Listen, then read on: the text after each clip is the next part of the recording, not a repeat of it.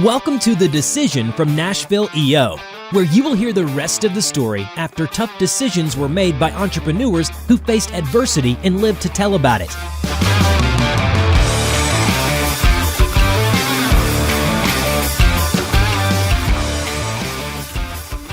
Welcome to The Decision, the podcast by EO Nashville, where we talk about the decisions that get made in forum with all the problems that we've got running through our head, family and business and all the different things that we deal with as entrepreneurs, and how we use our forum in EO Nashville to make great decisions.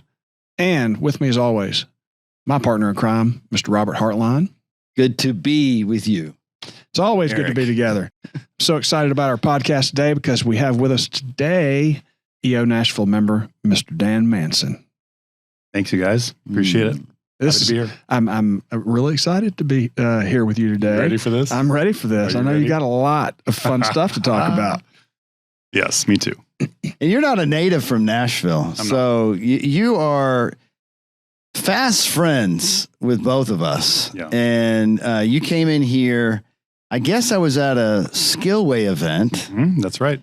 A little over a year ago, and got to meet you from another chapter. So tell us about your move to Nashville. Let's start there. Sure. What got you to here? Yeah, well, I've been in EO for about 8 years now. So I was in the Silicon Valley chapter. And that's where I'm from. I'm from I'm actually from Gilroy, California, but a lot of people may not know where that is, but they may have heard it as the garlic capital of the world. That was our claim to fame. Grew up there on about 50 acres, had a country living, which was really nice. Went to high school there. And then I moved to Santa Cruz, California on the coast right after that. And so, I lived there until I was about 45. And I'm 48 now. So I've been in Nashville a little over 2 years, two and a half years now. And so, yeah, moved from that area to Nashville. I had talked to several other EO members who had made the move out of California. Truthfully, after COVID, I just really didn't like how things were going out there. I didn't like how the government was handling things. I just felt really stifled. It's also very expensive. And I also just felt like I really wanted to change. And I wanted to go somewhere with new energy. I kind of felt like I had played in the sandbox, that sandbox enough, and I wanted another sandbox. And so several members of EO who had moved to Nashville said, hey, why don't you come check it out? And actually, when I was considering where to move, the entrepreneur organization chapter was very important to me. And I'd heard Nashville was this amazing chapter. So I said, okay, well, I've got to check out the city of Nashville and its energy, but I also want to get to know some of the EO members. And then I felt right at home right away. Did you visit Nashville before you considered it? Yeah. So there's another member named Drew Goodmanson here in EO who I had done a little bit of work with, consulting with.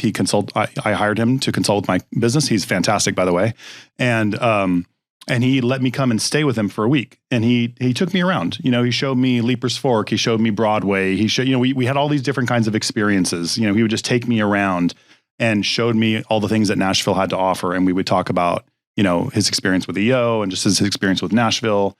And he lives in the West Haven area of Franklin, which if you've never been to that area, that's the cutest little area ever. And so, a great place to raise kids. I didn't want to move there just because, I didn't have any children in the house or anything. So I moved into the city of Nashville, and I'd never lived in a city before. So like I said, I grew up on 50 acres, and then I moved to the Encore downtown for a year, which is right smack in the middle of pretty much a Broadway. 3rd and Demonbreun. So that was exciting. That was wild. And I had a good time there. I had a lot of fun. I did eventually get a little bit tired of the noise of the city, and I actually moved an hour south, which was very extreme, out to 8 acres. And I have a little hobby farm out there. So I kind of, but I also miss the city. So I think I'm gonna get a little apartment up here because I really, really enjoy the energy of the city, but I kind of like having my acreage too. So how have you taken in the culture of Nashville? What do you have to say about us now? What I found so interesting about Nashville is a few different things. Nashville is clean for the most part. As far as cities go, I sort of noticed that, and I don't just mean in the city, but neighborhoods, communities, and things like that. It seems to be fairly clean. Like they are they are interested in keeping their community up. I just felt an energy about that. And the people actually I felt were very friendly. And, when you leave California and you go to, Texas or Idaho or these places, it's like, say you're from California, people give you the look, right? The stink eye. Don't California my Texas son.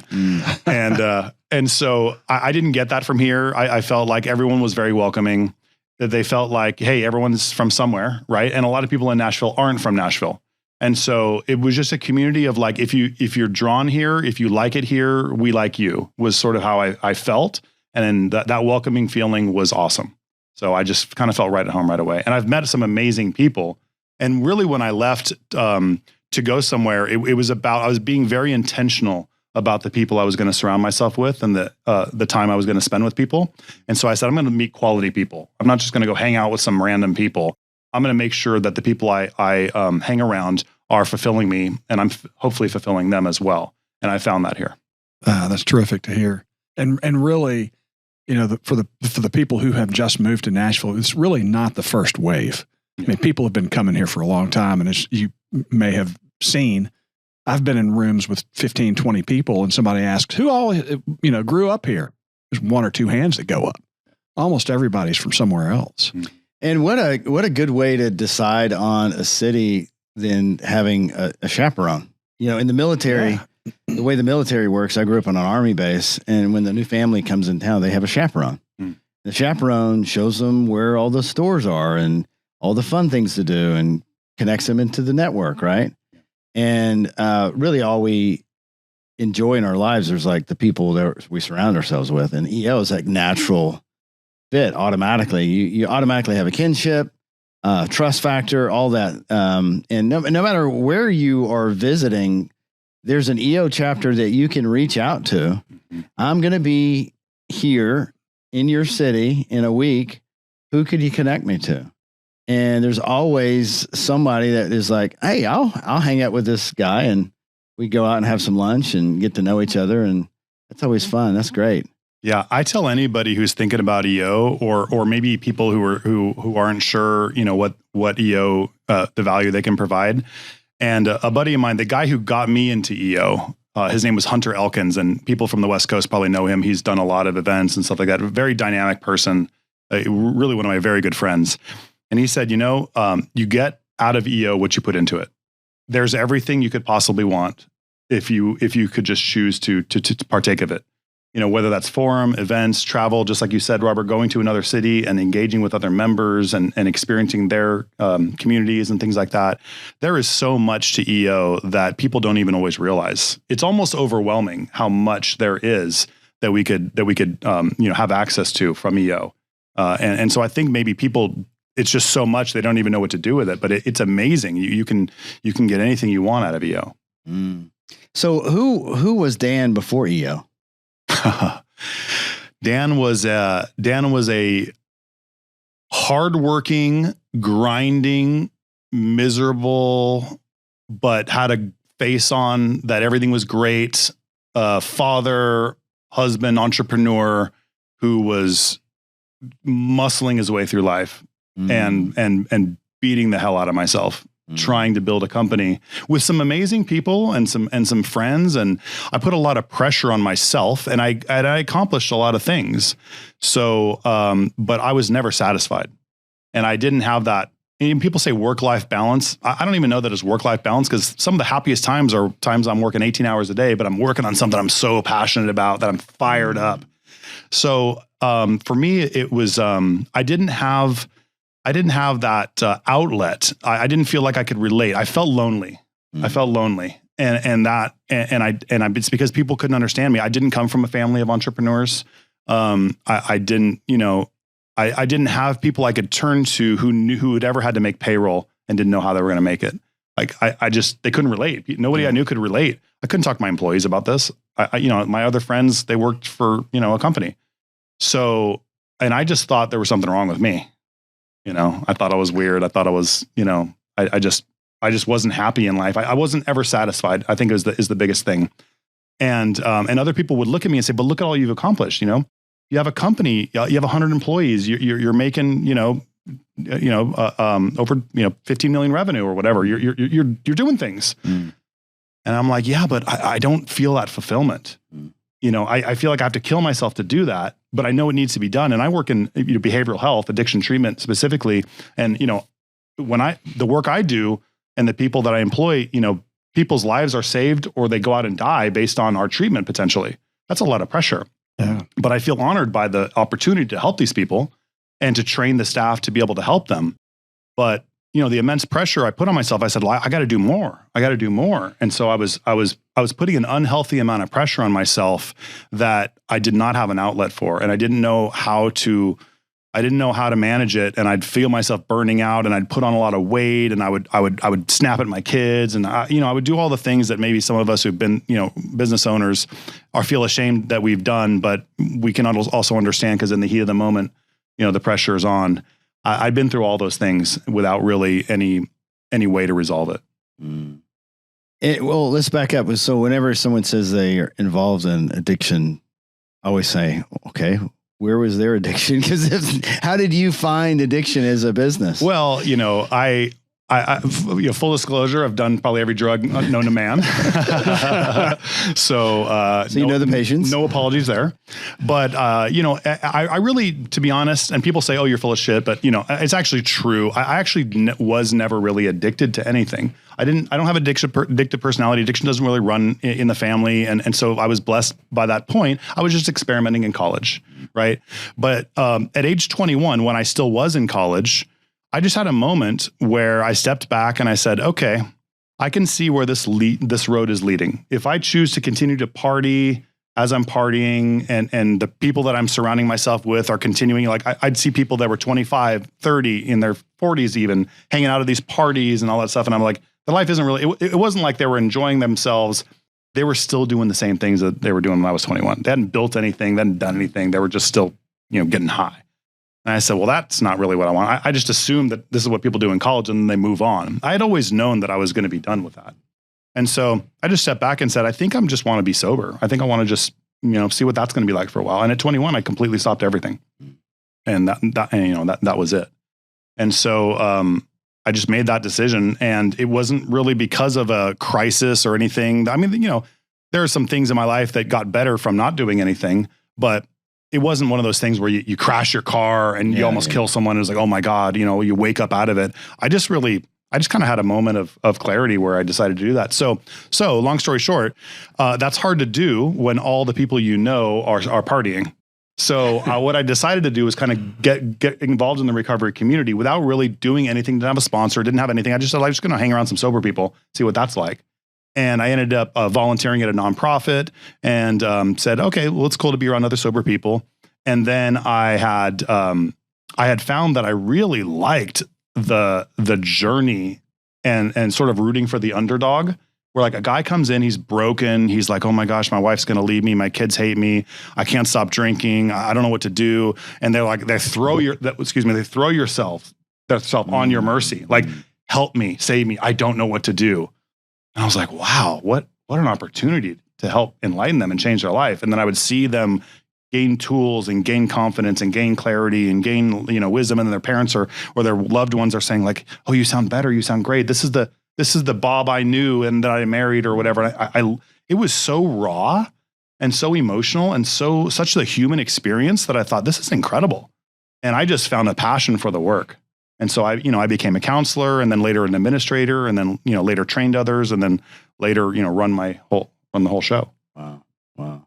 And so the moment that you got into EO and after you've had this journey of being stressed out entrepreneur, like we all are, feeling lonely, feeling lost, like putting all our blood, sweat, and tears in something that we're doing maybe hard at, but could be better at. Did you have some periods of time where you kind of turn things around as a result of just being around a different community?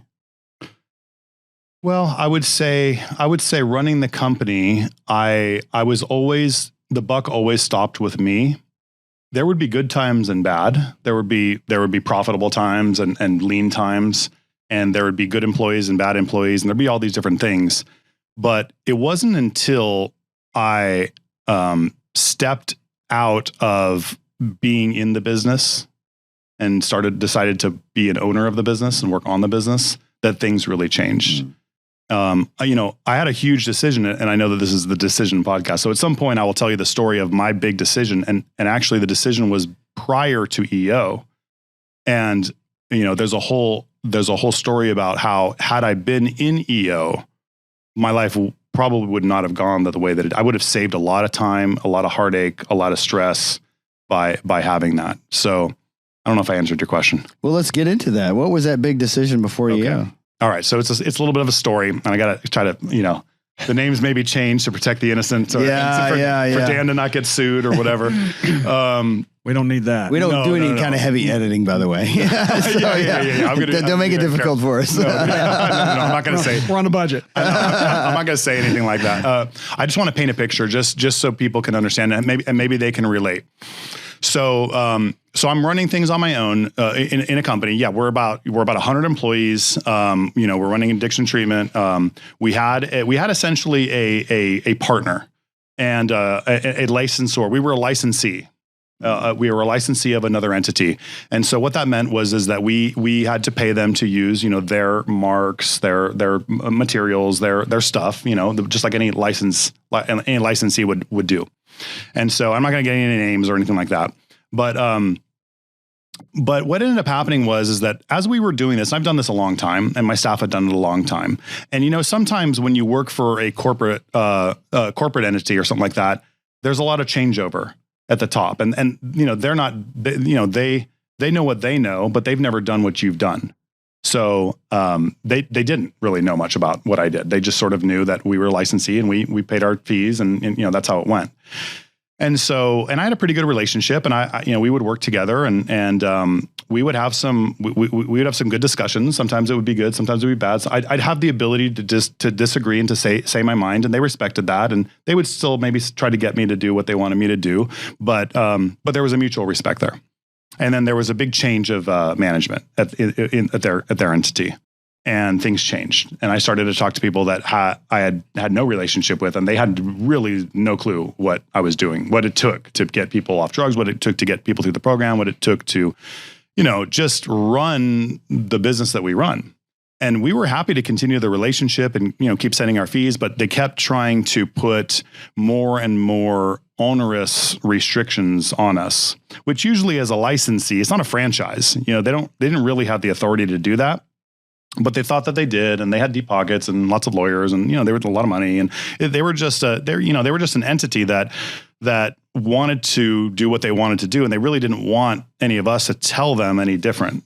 And I get it. If I'm a business owner and I'm have people underneath me, and I want them to do my vision, and so they had a different vision. And that was a big change for me and for us at my company. And so as time went on, I found myself giving in to things I didn't want to give into, sort of sacrificing my integrity to make the peace, and to sort of, try to see things from their perspective, but really knowing deep down this was not right, and doing it anyway. And that did not feel good. I even in the hardest times, if I knew I was a master of my, company and doing what I needed to do, I would own the decision. If I made a bad decision, or if the decision was good, I'd celebrate that.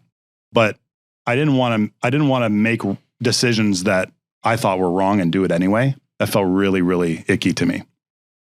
And so started pushing back and saying, like, this isn't working. This isn't working for me. It's not working for us over here. And started offering solutions that they didn't like. And I just started to get to the point where, okay, this is not going to work. And just to paint the picture for anybody watching or listening, I had personally guaranteed all debt of the company. So if this company for some reason failed, or I was to get sued, or I was to be, something happened along those lines, I could lose everything. I could lose any money my kids had ready to go to college. I had 2 kids, and we were trying to, put them through college. And, one day I had a house, I had, whatever. Wasn't wealthy by any means, but I had some assets, and I had built, my whole life, 45 years old or something, 44, whatever it was. And I'd built a life, and that was all in jeopardy. And these people didn't seem to really mind that they, you know, of course they don't took care. everything from me. Corporate heads. Yeah. Mhm. It was so what, you know, the pressure that I had on me, it would have been very easy, I think, to sort of just suck it up and go along from a financial perspective, but it would have killed my soul. Mm. And, you know, it really would have. And so without having an EO to turn to, forum to turn to, people to talk to about this, I had to just navigate these waters alone. I literally felt like a ship on a boat in the middle of the ocean, and I had to find land somehow. And if I didn't, I'd die. And there was nobody else. I didn't have a compass. I didn't have anything. I just had to, you know, row in one direction and pray. And so it started to come to a head. They were getting some lawyers involved. The pressure was on, and it was like we were getting some "you will do this" kind of communication. You know, this is not an option. And they believed that they could take everything with their money and their lawyers and their, you know, all the assets. And I had to have a serious conversation with myself. And there was a moment where I was in my car. It's very clear to me. I was in my car in the parking lot of my office in the morning before I walked in. And I thought to myself, okay, moment of truth, right? What's it going to be? And I made the decision that changed my life. And I had thought to myself, and I said, you know what?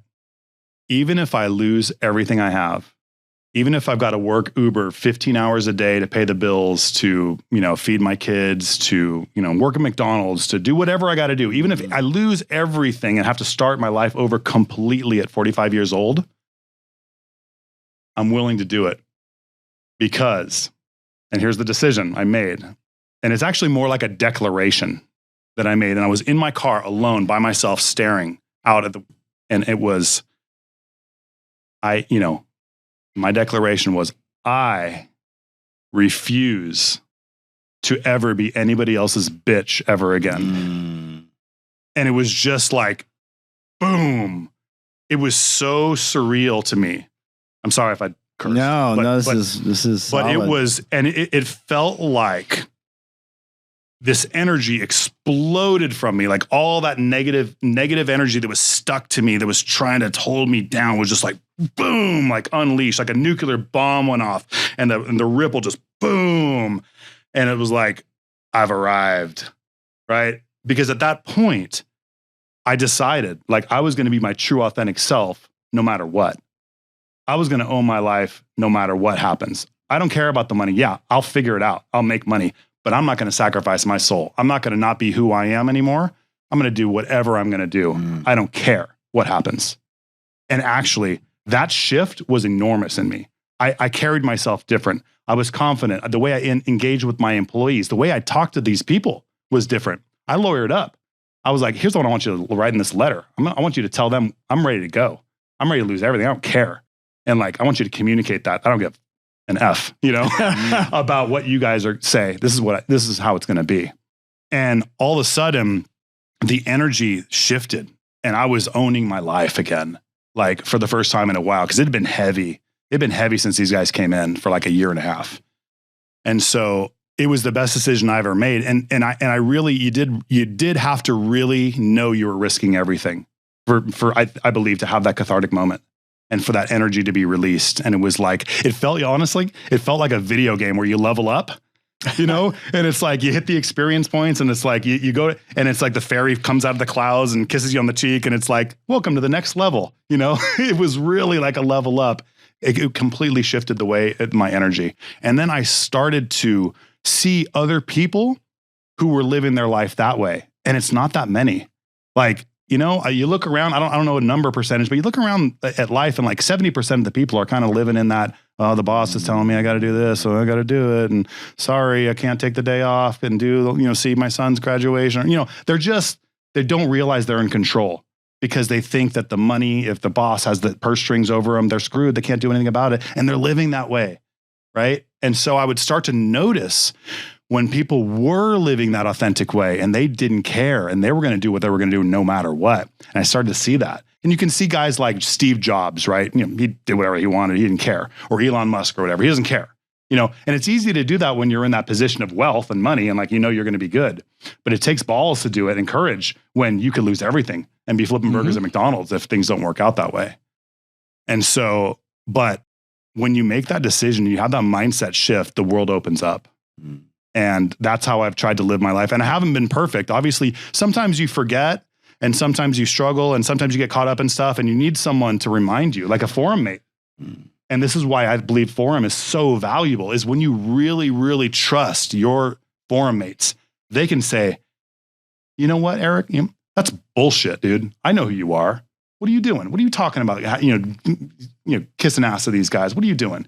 Right. And when you can have that kind of relationship with your forum and you can be authentic with each other, it's magic.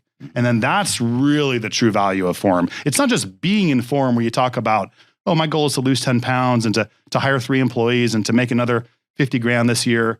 It's like, no, are you living your authentic life? That and then when you can support each other, holy crap, the power that's generated from that is amazing. So what did the company do? So, well, we canceled our license agreement and we went on our own. And we went into and we created our own program, and the employees rallied behind us. And we built all this stuff in like no time at all. We took all of our wisdom. We went in the room. We were working crazy hours. No one cared though. Yeah. They didn't care. They were like, this is amazing. Like, we're going to build our own thing. We're going to do something.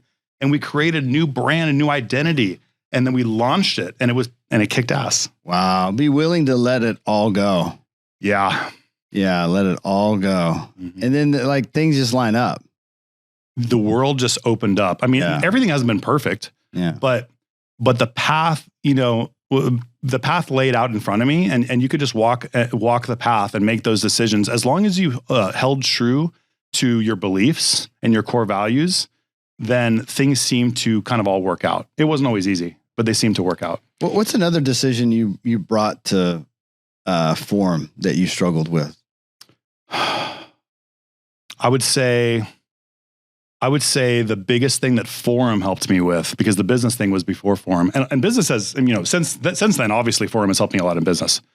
But what helped me, I think, the most was my relationships, my close relationships with my family. My ex-wife, my daughter, my son. Those things that I also felt like I couldn't really talk to my employees about that. I can't tell my employee like, hey, I'm struggling with my daughter or my son or whatever. It's, they could really genuinely try to help, but they also know that, you pay my paycheck, dude. I'm going to try to tell you what you want to hear. They're not going to tell me, man up, dude, be a better dad. What the fuck's wrong with you? There's no truth in an employee telling you truth. No, that can get awkward real quick. Oh yeah. So that really was meaningful to me. That was deep, because I was able to share some things from my childhood, things that, relationships with my parents, and my children, and how I was raised by my dad, and how I've raised my kids in different ways, and times I've succeeded and times I've failed. And that's some real conversations. And my forum being there for me and helping me navigate those things. Raising teenagers isn't always easy. They can push back hard. And when you're really, really busy running a company, they don't get it. They don't care. They don't care that you got to make payroll. They're going to go do what they're going to do anyway. Yeah. And sometimes you raise these kids to be independent and be powerful and all this kind of stuff. And then they push back on you, and they don't show up in the middle of the night, or they're gone all night, and you got to make payroll. And you got an important meeting in the morning, and you don't know where they are. Right. And so going through things like that and being able to share that with a forum and just get some relief and some perspective. And it wasn't just I'm so sorry you're going through this, which I felt, I appreciate that. But it was more like, well, what is your relationship with your kids really? Who's the father you really want to be? And what does that look like? Those kind of questions helped me really reflect. Yeah. It's interesting that you talk about your kids, and really any adolescents are kind of that way. It's like having these little entrepreneurs who have their own little vision of what they're going to become, and they just don't know what it is yet. And you have to survive as a parent, getting them past all that to be the next version of themselves. Yeah. For me, EO really helped with that. And I learned to talk about when I had similar experiences. Instead of telling my daughter what to do, I would share with her when I had a similar experience, and then pat her on the back and go, well, good luck with your choice. Yeah. The forum method, we used to call it Gestalt. I think it's not forum mindset now. I'm not sure, but it's what we're talking about, where you don't tell people what to do. You share your experiences and let them glean from that what they will. That has been a kind of a mantra for life for me. It works so well when you're trying to help people or work with them, and you just share your experience, and they can never be offended because you told them what to do, or you just share your experience and you hope they do for the best, because everybody's on their own journey. Mm-hmm. You can't make that decision for them. And like a teenager, you have to watch them make their mistakes, and that's painful. Mm-hmm. You know what it is that they're doing wrong, and because you did it too. And it's so easy to see as a parent. Yeah. But you can't do it for them. Everybody's going to make a choice. Am I going to make a conscious choice on my own to do something, or I'm going to do something because somebody told me not to? Right. Yep. And I always suffered with that as an employee. I was a terrible employee. Yeah. And so, once I got the opportunity to be an entrepreneur, it's like, oh gosh, now this is my choice. It's all on you. I'm now. not being told to do something. It's on me. Right. And that really clears the head, right? Yeah. Well, it's also you got to own your decisions, because it's going to affect you, right? Yeah. It's no one else is coming to save you, baby. Exactly. Here we go. Let's go. Buckle up. Putting it all out there. Yeah. I can imagine this previous Dan before this big moment to be like, this is who I am. This is what I stand for, this declaration. Mm-hmm. I can just imagine this smaller version of you. Yeah. And then now, like, you probably have seen this distinction now. Like when you're in let's say a dispute, mm-hmm. Yeah, you can be both of Dan. The previous Dan, and then this. I guess you play these two characters then.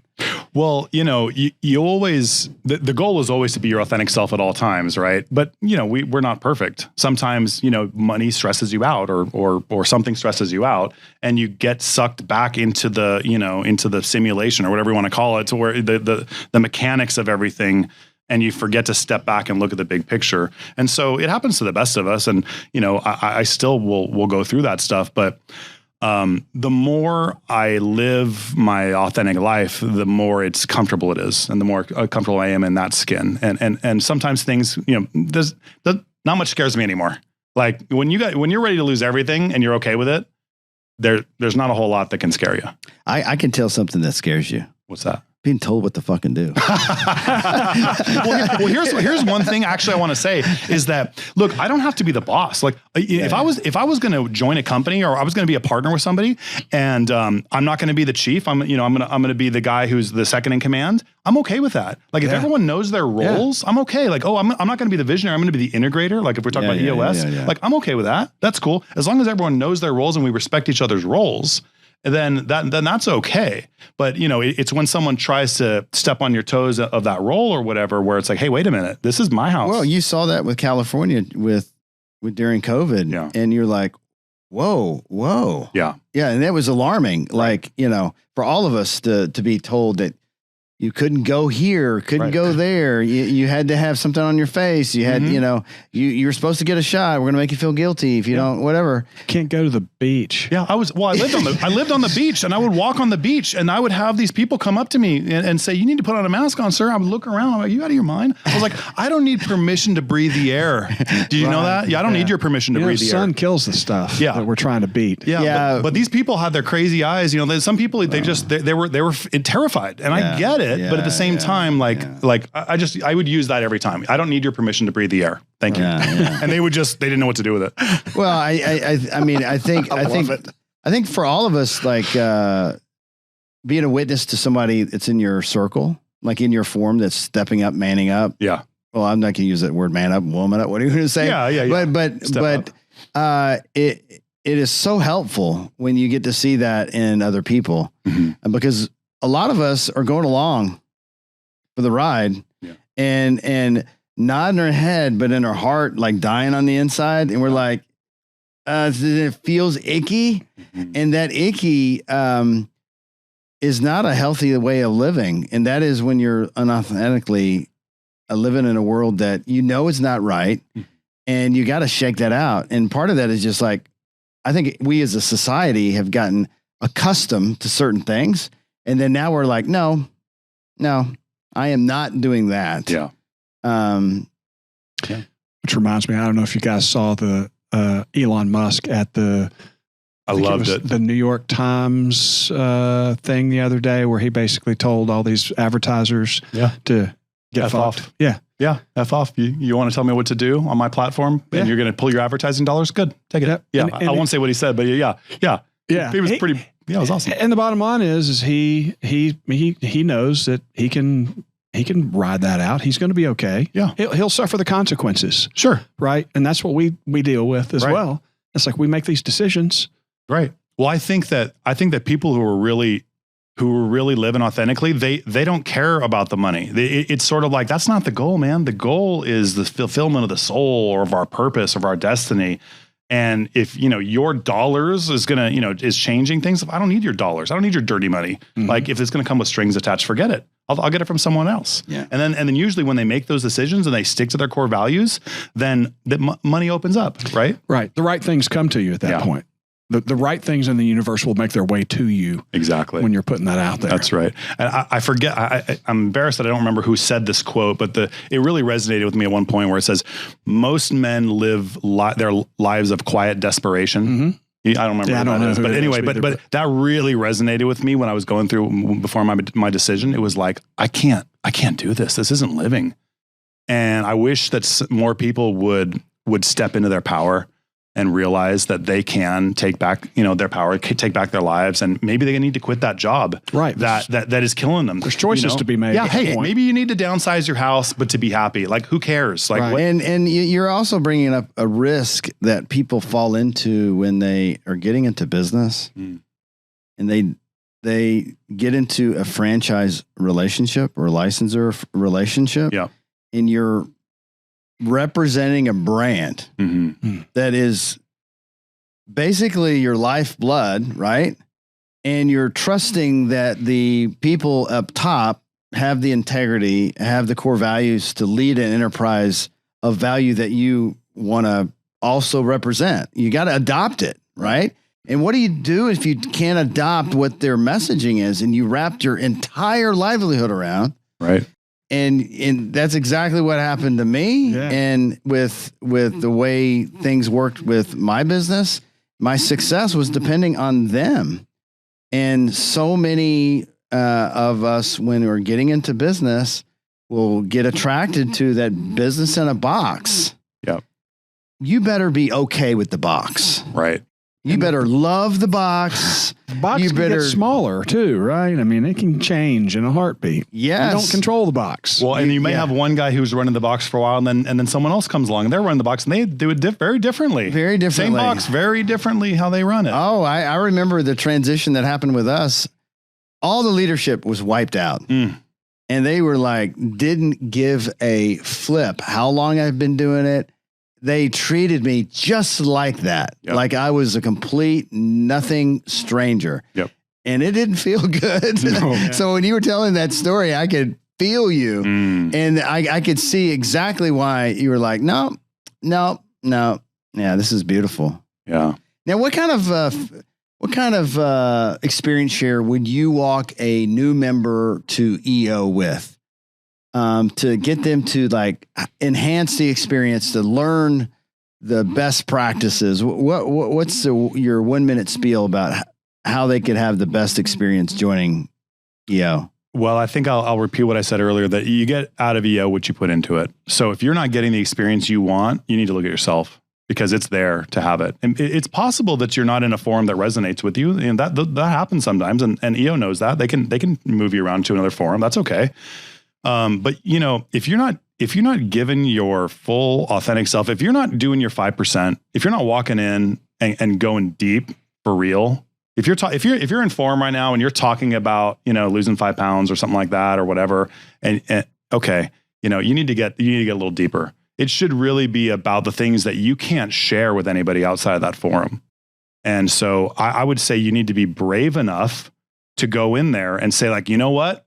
My marriage sucks or something like that. And be like, I don't know what to do. You know, she's going to take me to the cleaners or whatever it is. Or my brother is my business partner and I hate him. And I don't want to hate my brother. But what do I do? Like, you know, it's got to be real stuff.